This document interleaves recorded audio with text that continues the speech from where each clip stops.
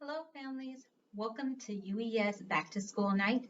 My name is Miss Cohen. I'm the vocal music teacher for grades kindergarten through fifth grade.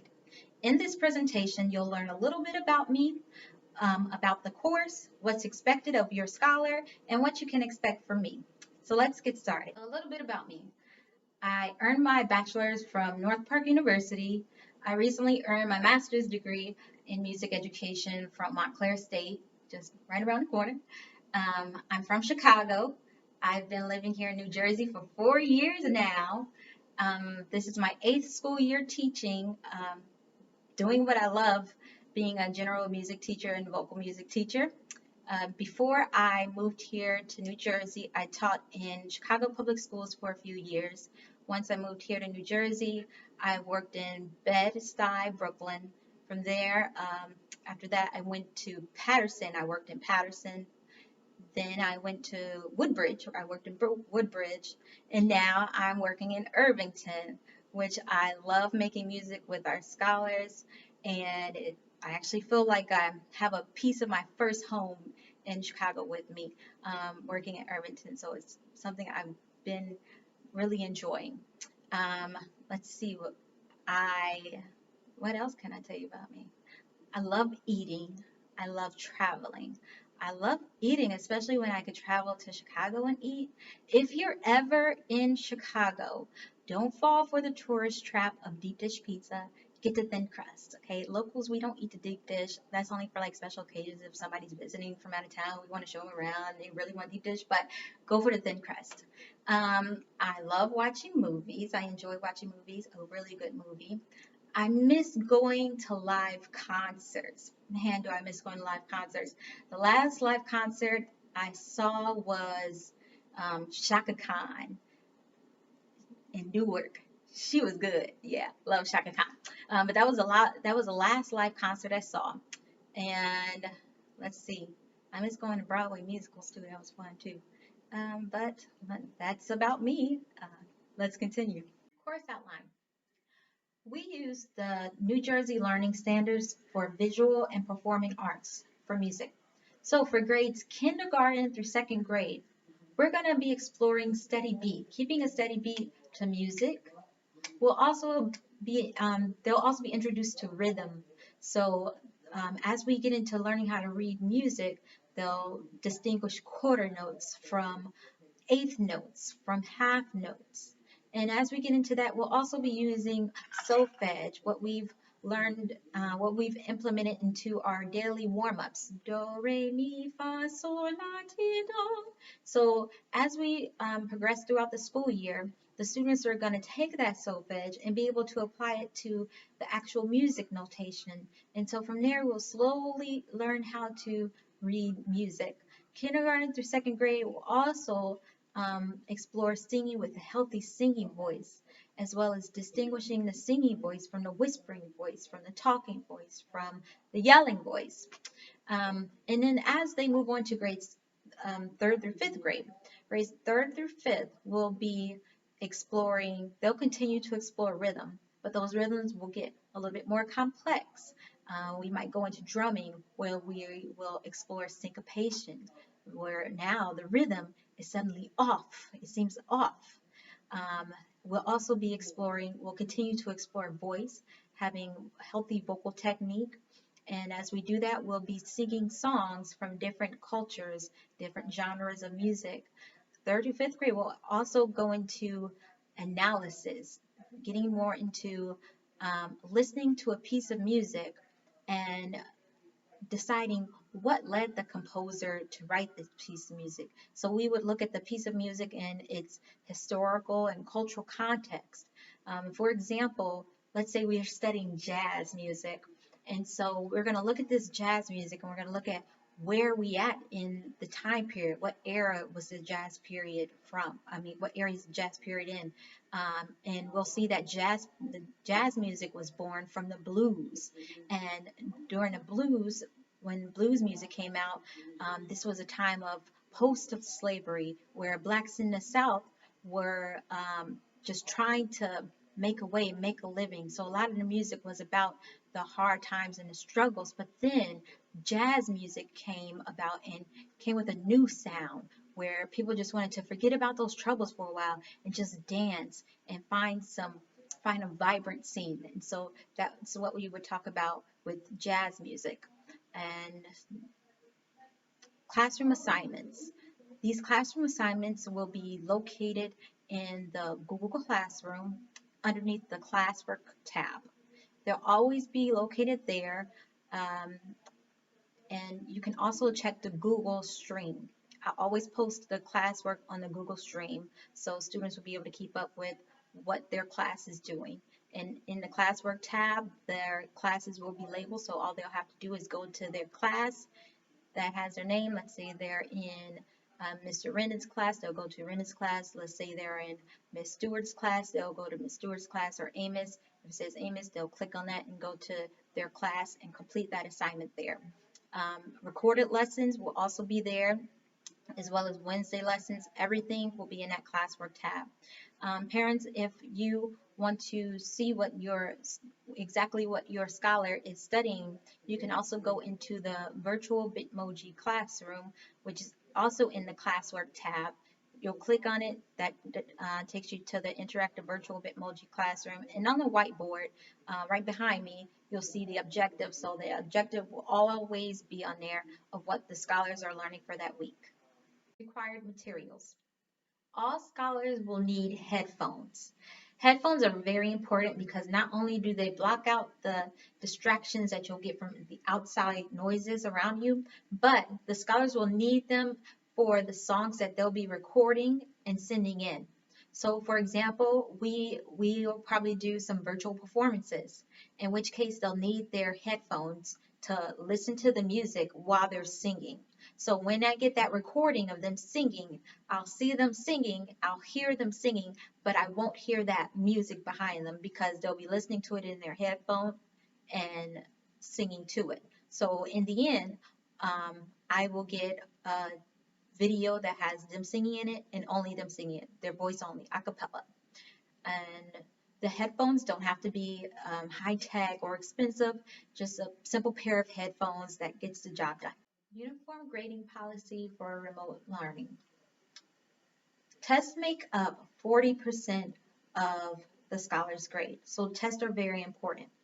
We will always review before the test is given. So we'll be reviewing in our live class sessions as well as recorded sessions if you have a class that is recorded. Such as if your only class with me is on Wednesday, then that review for the test coming will be in that recorded lesson. I'll always give enough time and announce when a test is coming up so the scholars can feel prepared. Quizzes. Quizzes make up 10%. Quizzes will always come right along with the test as well. So materials that in the test and quiz will always be made up of what we've learned in class during our class sessions and during those recorded sessions. So nothing surprising will jump out during a test or a quiz. Projects and assignments, very important here. In fact, scholars have a project coming up.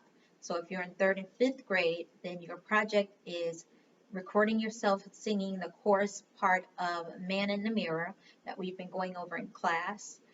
You'll record yourself singing with those headphones that we talked about earlier, and you'll send it to me. If you're in grades K to 2, you'll be recording yourself singing Do the Good You Know, and you'll be sending that to me. And that's all in preparation for our Week of Respect coming up. So that's your first project that is due. And remember, assignments and projects are worth 40% of your grade. So that's a big chunk of your grade. Attendance is worth 10%. So you really do want to make sure that you're attending class that looks like you're present. You're coming to class, you're there, your camera is on, you're raising hands, you're asking questions, you're answering questions, you're giving ideas and contributing to the group. So make sure you're actively in class and participating. If you're recorded class, that looks like you completing the assignments that are posted into the Google Classroom. So whether that's an assignment on Kahoot, whether that is a Google form that you're filling out or another site that I'm directing you to. I'm giving you a link and telling you to post a video on Flipgrid that's completing those assignments and participating for that day, including that Wednesday. Um, so that covers our grading policy. Attendance. Attendance is required and expected of all students. Always make sure that you are checking your homeroom schedule so you know the time and date of all your specials, so you're not sitting in the wrong class at the wrong time and missing another one. You can also go to the Google Music Classroom, go to the classwork tab, and you'll find the music schedule there. Wednesday classes, your attendance is still taken as well. So that's why it's very important to watch those recorded lessons and complete the assignments. Attendance is recorded daily, so make sure that you're there on time and ready to learn. Google Class codes. The codes are highlighted in green. Each grade level has a different code. So grades K to 2 has a different code to get into their Google Classroom from grades 3 to 5. Getting into the live session, you will need that Meet link. The Meet link can be found in the morning announcements that I give every morning to remind the classes of what class I will see that day, and the link is right there with that message. You can also access the Meet link by clicking the link in the Google Classroom banner at the top of the page. A remote music schedule, you can just go to the Music Google Classroom and go into the Classwork tab, and it's right there.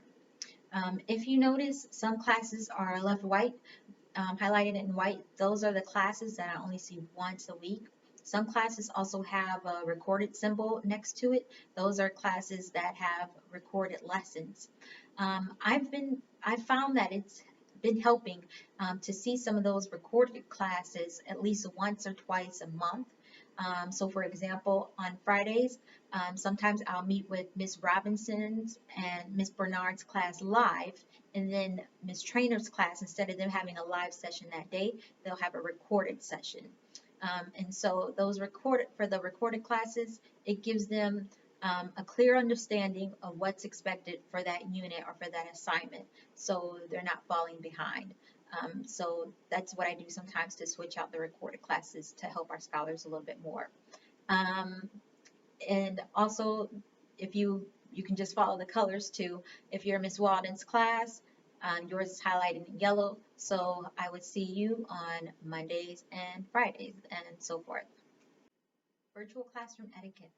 All cameras should be on during class sessions. No camera should be off, no avatars. All scholars' cameras need to be on during the class live sessions. Also, students need to be fully appropriately dressed for class. That means no pajamas. Students should not be eating or drinking during the class live sessions. It's kind of hard to sing when you're eating.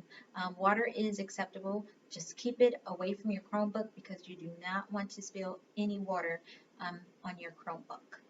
Rules and expectations. That mute button is so important. Scholars are expected to come into the classroom muted and to keep themselves muted throughout the lesson unless they're raising their hand to ask a question or to give an idea or contribute to the conversation or discussion.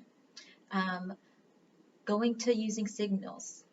Scholars should be raising their hands to ask a question. We also use this signal. That signals I need to go to the washroom, and then from there I will allow the student to get up and use the washroom. The reason why is because if we are in the middle of a lesson and then a student just gets up and goes to the washroom, they might miss something really important that they need to hear. And that's really important, especially during a virtual learning session, because you don't want to miss anything. So that's why we have those signals in place, such as going to the washroom, such as raising your hand, so everyone gets the most out of their virtual learning experience. Students are also expected to actively participate, okay? Actively participate, that means raising your hand, that means asking questions, that means giving your ideas, answering questions. Actively participate is a very big expectation. Communication. I can be reached at the email address mcowan at irvington.k12.nj.us. You can also private message me on the Music Google Classroom or through Class Dojo. And finally, if you have a fourth or fifth grade scholar who's interested in joining the UES virtual chorus, please don't hesitate to contact me and let me know ASAP. The choir, we met just this past Friday, and they seem really excited. And some of them have already started giving ideas for our songs for the holiday season. Well, this concludes the vocal music class presentation. I hope this has been helpful, and I look forward to getting to know our families more and making music with our scholars throughout the school year. Have a great week and an awesome rest of the school year.